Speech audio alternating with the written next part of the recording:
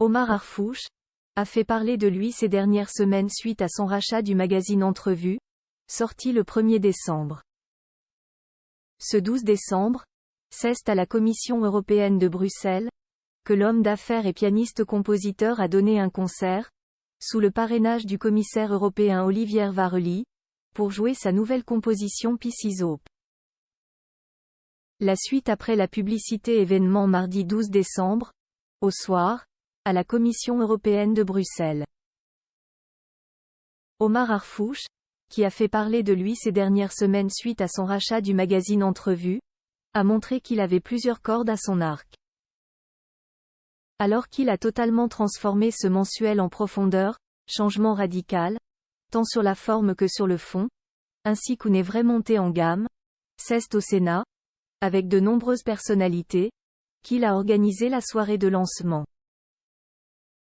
Mais ce 12 décembre, c'est à la Commission européenne de Bruxelles que l'homme d'affaires et pianiste-compositeur a donné un concert, sous le parrainage du commissaire européen Olivier Varhelyi, pour jouer sa nouvelle composition Pieces Hope. Président honoraire de l'Organisation pour le dialogue et la diversité, l'homme d'affaires, également pianiste-compositeur, a joué son tout nouveau morceau de musique qu'il a spécialement composé pour un appel à la paix dans le monde. Un morceau d'ailleurs intitulé Sauver une vie, vous sauvez l'humanité, en référence à une célèbre phrase mentionnée dans la Torah et dans le Saint-Coran. Concert à la Commission européenne. Le concert s'est déroulé dans la salle principale de la Commission européenne, lors d'une soirée musicale organisée à la veille du sommet européen, qui réunit tous les dirigeants européens, dont le président français Emmanuel Macron, afin de prendre des décisions cruciales concernant l'avenir de l'Ukraine et la situation au Proche-Orient. Au cours de sa prestation, Omar Harfouch a lu la sourate Al-Maïda 32, le Tout-Puissant dit. Et celui qui sauve une vie, c'est comme s'il avait sauvé toute l'humanité, devant des responsables et décideurs européens, le tout sous le parrainage du commissaire européen Olivier Varhelyi.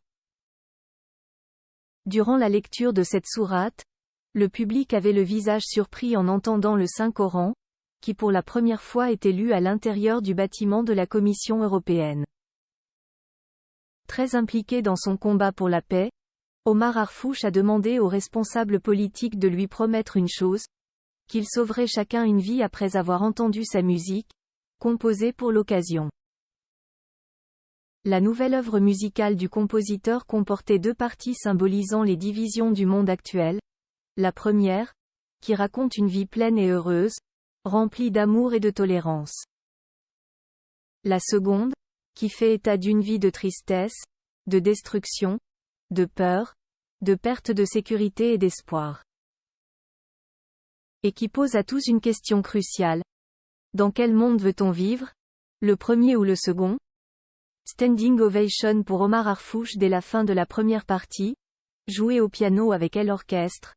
L'audience a chaleureusement applaudi les musiciens. À la fin de la seconde partie, le public était debout, certaines personnes dans l'assistance ne pouvant contenir quelques larmes.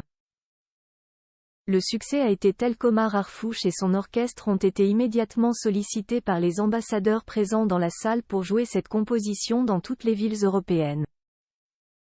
À noter que durant ce concert, Omar Harfouch était accompagné de sa violoniste attitrée, l'Ukrainienne Anna Bondarenko, et d'un orchestre de 15 musiciens issus de différentes nationalités, françaises, belges, syriennes, ukrainiennes et macédoniennes. C'était aussi la première fois qu'un concert de musique classique avait lieu dans un bâtiment officiel de la Commission européenne à Bruxelles. Quelques jours plus tôt, le 6 décembre, avait lieu au Sénat, le lancement d'une nouvelle entrevue avec de nombreuses personnalités et VIP.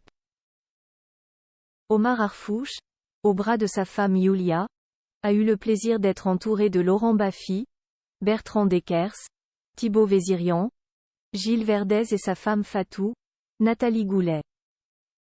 Robert Ménard, Nelson Montfort, l'imam Hassen Chalgoumi, Massimo Gargia ou encore Cyril Viguier étaient aussi présents. La suite après la publicité.